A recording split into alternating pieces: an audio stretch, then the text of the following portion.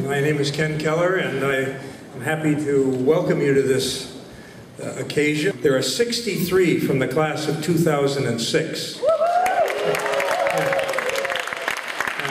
To always explain that, that's the first five-year class, and the optimists say that they're still vigorous and they're now solvent.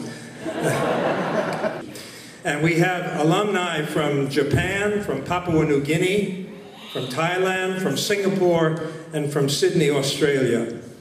Now the quiz is, who has come the farthest? We have about 195 students now that come from 34 countries.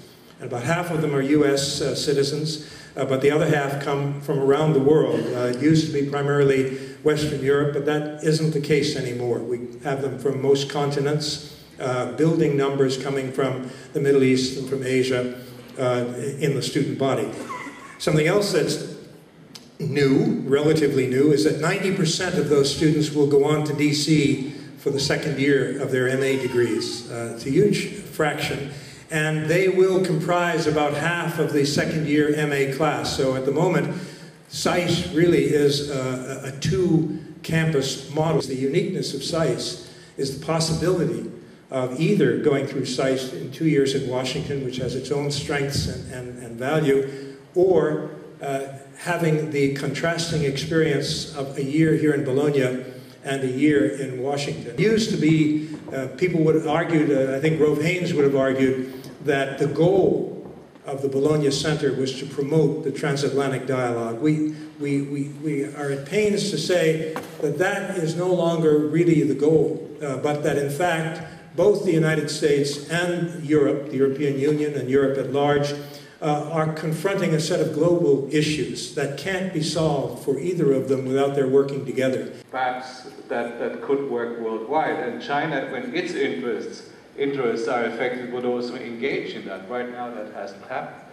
Now when it came to the economic crisis, and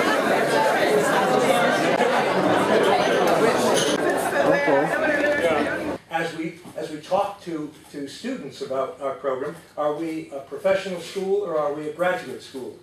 Now, in an interesting way, a business school is clearly a professional school. They teach how-to in many, many ways. But we argue that we're different from a business school. We're different in that we're giving people a broader idea of international affairs and the relations between nations, of global issues. But that gets you more toward being a graduate school, thinking more deeply about it. And so our balance is the balance between the depth of understanding that comes through graduate education and career development, which is extremely important, and its application of that depth of knowledge. My name is Elon, and I'm the class president this year at the Bologna Center. My name is Ezra, and I also serve on the student government here at the Bologna Center. And we just wanted to take a couple minutes of your time to talk to you about what is in the final stages of being solidified, which is going to be the class gift. More control and the level of support of students, of this notion of students taking initiative about their own. I have been here for 30 years, and I find it hard to believe myself. Somebody asked me you should just explain how that happened. You came with a 1.5-year contract. How did you come to be here for 30 years? Anyone who knows me knows that the main reason is a cheap but very good sparkling wine called Vignoletto, which is found only in Bologna. But Bologna has given me an extraordinary freedom to teach what I want to teach, and to teach it how I want to teach it. And last but not least, to teach it when I want to teach it. There is a sense of community. Here we have a real community, a real feeling of solidarity. And if you think about the Bologna Center, since I've been here, we've had prime ministers, foreign ministers, presidents, senators, Nobel Prize winners, more than you can count. And the next passage that I want to quote, it seems to me, because it's an excellent summary of the reasons why many of us have tarried here for so long. He says, those who were associated with the Bologna Center, from library staff attendants to members of the permanent and visiting faculty, were all part of an intimate academic community such as one rarely finds today. Thank you. Alfred Grosser was saying Bologna SAIS students give me a pain in the neck because when I'm in Bologna they are on my left, and then when they are in Washington they're on my right. I was here in '77, and one of my memories, in the beginning there was not so much connection between the school and the Italian students, and then at the time of these troubles, it came very much. I remember a little Belgian student from Louvain who was distributing the revolutionary tracts and saying, if only my parents could see me. If my parents could see me. It was a real transformation.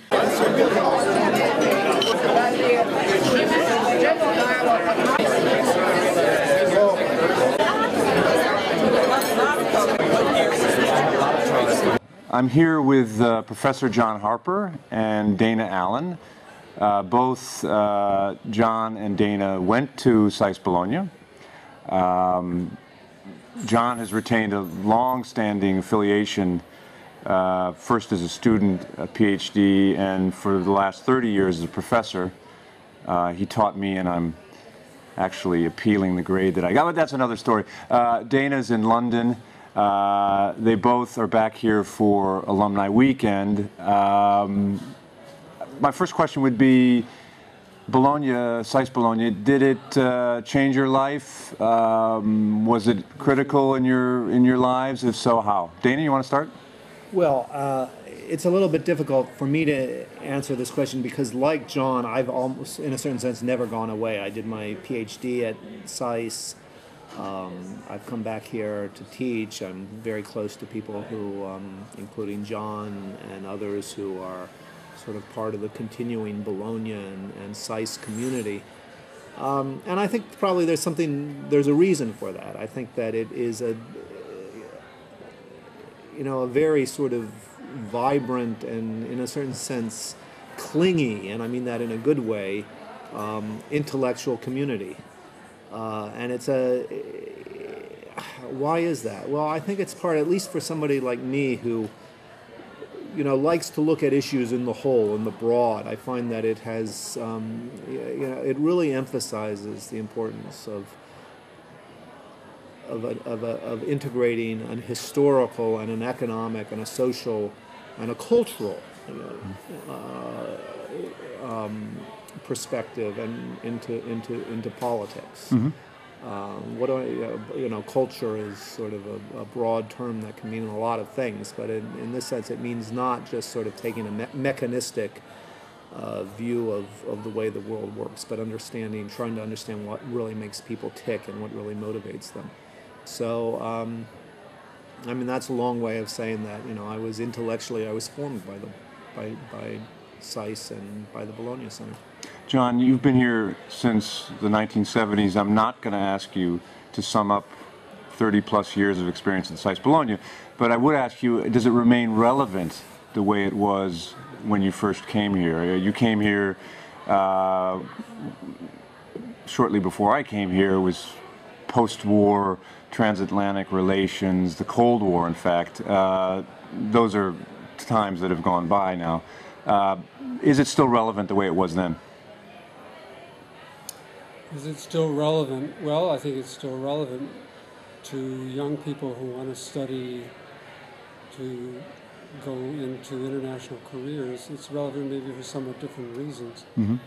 In those days, the Bologna Center was an interesting place to look at the Cold War. It was a city run by communists.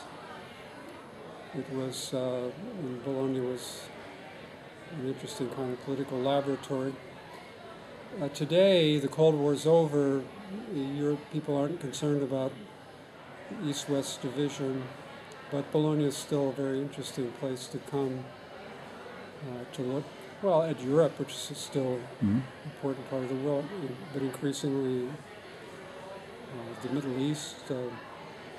For example, what's happening in North Africa today in the Maghreb, the Arab Spring, Bologna is a very interesting place to look at that. What kind of student, John, would you want to come to SAIS Bologna? If you had to, there's not one profile at all because we're very diverse, over 30 30 countries, 34 this year, probably more next year. But what types of students do you think are most suited to SAIS Bologna? I would say intellectually curious people, people who are looking for a multidisciplinary kind of education, who maybe aren't quite sure where they want to specialize or what sort of job they want to get, but they know that it's in the international area. Public sector, for example, or journalism. I think it's a place where people come and clarify their ideas. After a year or two, certainly by the end of the second year, people are on a clear career path. And of course, there's a lot of assistance given along the way in terms of counseling, internships, and that sort of thing.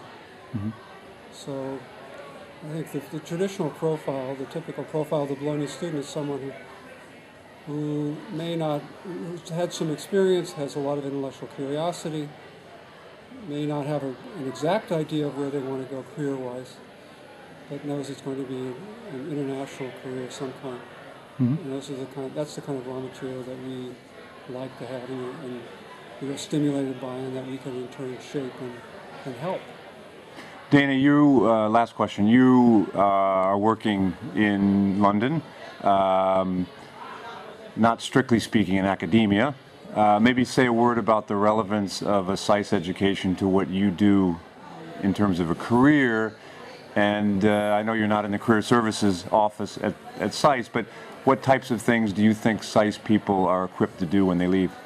Well, what I do is a continuation of what I did at SAIS. I mean, I'm not strictly speaking an academic, but I work in a think tank.